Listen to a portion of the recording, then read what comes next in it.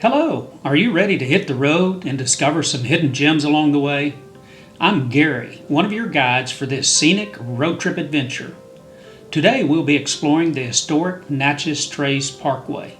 We will start in Tupelo, Mississippi, hometown of Elvis Presley. We will also visit some Confederate soldier graves, Dogwood Valley, Pharr Mounds, L Whitten Bridge, and the Tennessee-Tombigbee Waterway. If you love road trips and discovering new destinations, be sure to subscribe to our channel and like this video. So fasten your seatbelt and let's get going. We took a little detour off the trace. We're in Tupelo, Mississippi. Anybody that knows anything about Tupelo knows that I'm sitting on the porch of Elvis Presley's birth home. So we're going to take a little look around the park, see the church and the chapel. But we had to stop for my grandmother. She was a big Elvis Presley fan. She had a huge poster in her bedroom, sweat pouring off of him in one of his uniforms. But she was quite the fan. I've got a couple of her albums at home. So we're going to walk around, see how things look, and then we'll go from there.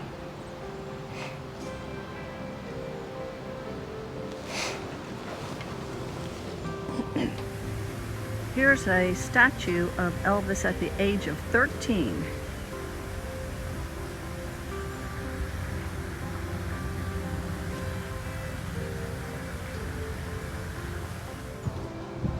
What a way to start your career. Singing music in church. What better way to start? This is where the church that Elvis Presley started his singing career in, singing for his church family. Great testimony for him.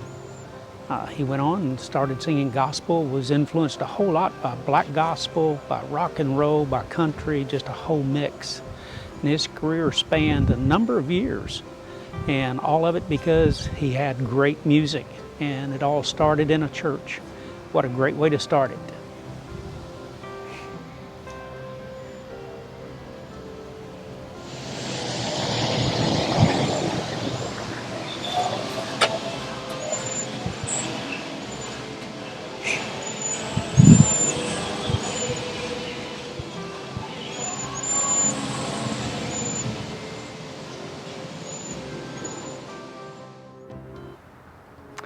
Over my right shoulder, you can see some grave markers.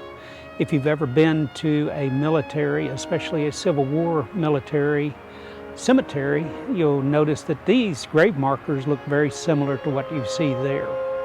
These are 13 graves of Confederate soldiers, unknown soldiers. They're not sure where they came from, what they were doing here. Had they been with Bedford Forrest? Had they been with J.B. Hood? Were they retreating from Shiloh? We may not ever know. None of the military records really tell us much other than that they're here. And right below them is the old trace.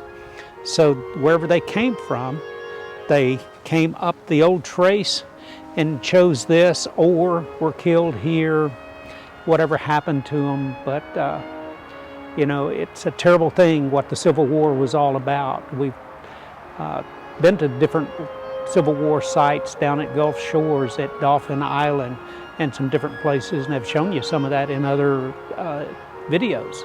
But again, the Civil War was all through the South and North, and this is just part of the remains of that tragedy that happened back then. So we're going to continue on up the trace. Hopefully we'll find some happier things to see up there. So come along with us.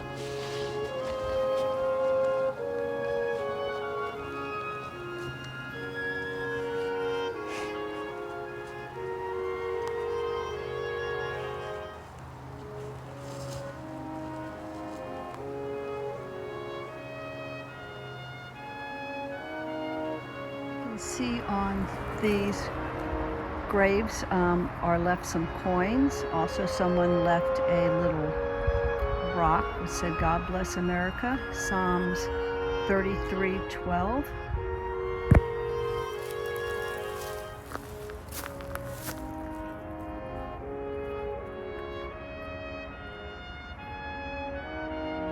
We're we're walking back on the original trace here.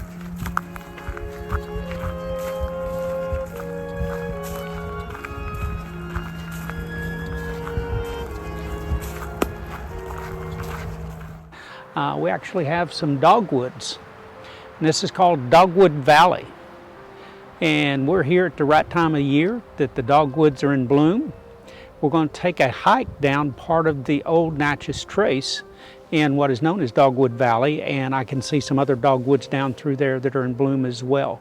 So I think we're in for quite a treat, and hopefully you will too.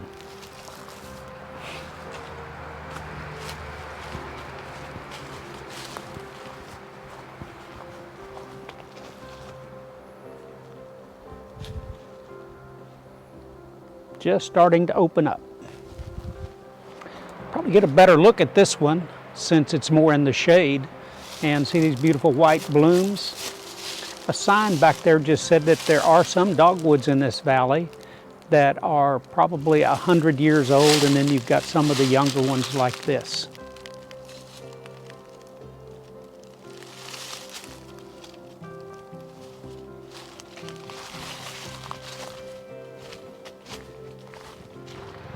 Well, we've completed the little circle loop that they've got, circle the loop trail, and all along the way they've got various markers describing the dogwood and what they can be used for.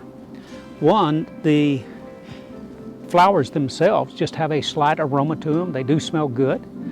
So I'm guessing that could be used for something, you know, in a candle or some other kind of aromatic way.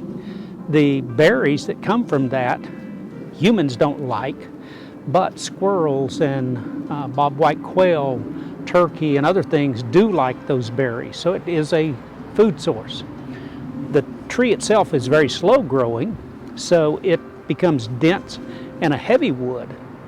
Back in the day, in the 1800s, they would use that wood for mauls and mallets and those kind of things because the wood is so heavy and dense.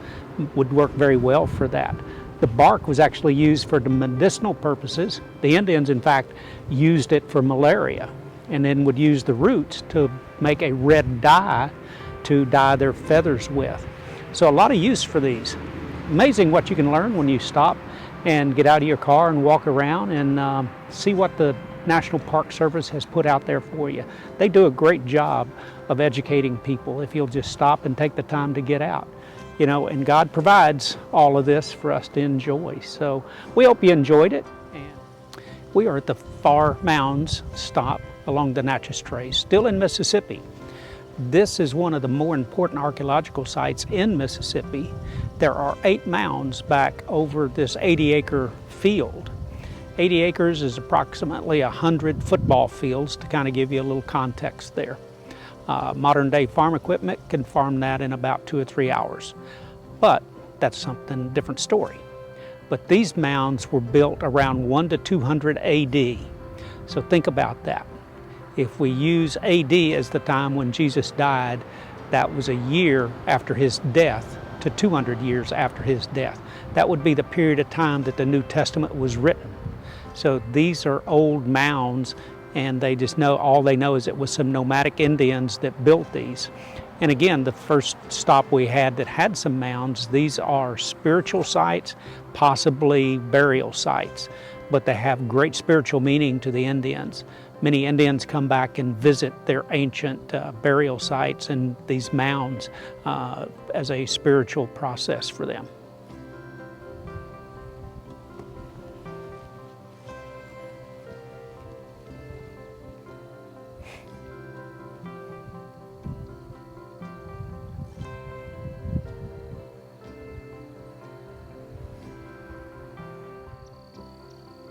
We just thought we were done.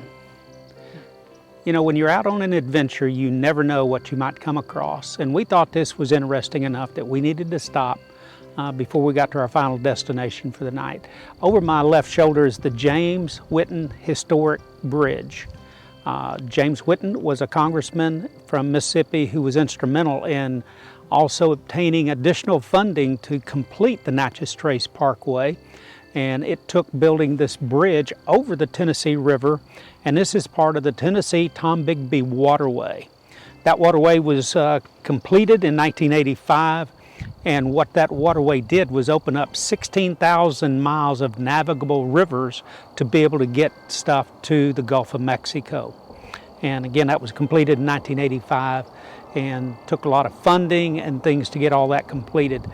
But it is fascinating to see this and know what vision some men have.